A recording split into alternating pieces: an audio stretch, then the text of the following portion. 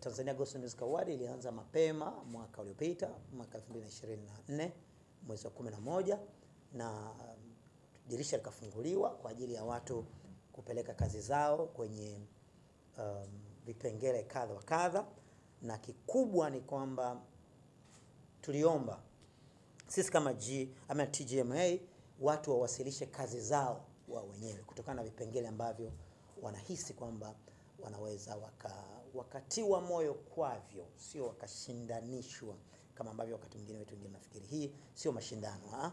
Kazi kubwa kabisa ya Gospel Music Award ni kuatia moyo watu kwa kazi nzuri ambayo Mungu amewajalia vipawa ili waweze kumsifu Mungu, na Mungu anasifiwa siku zote, na Mungu anakaa mahali pa sifa.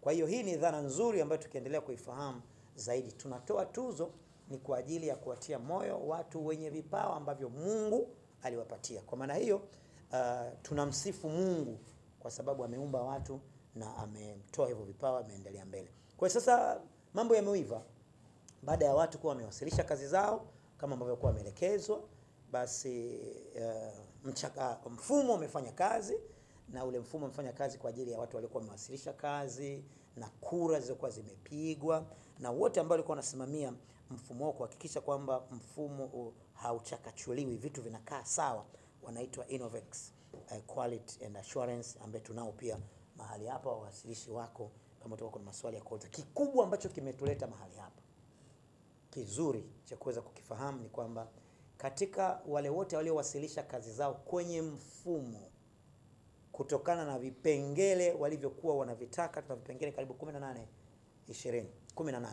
Kwa hiyo kura wamepatikana kila kipengele watu 5. Kwa hiyo hapa tumewaita ndugu zetu, rafiki zetu kwa ajili ya kutusaidia kuongea kwamba tunatangaza nominees tu waliochaguliwa katika kila kipengele. Hiyo ndio kazi kubwa ambayo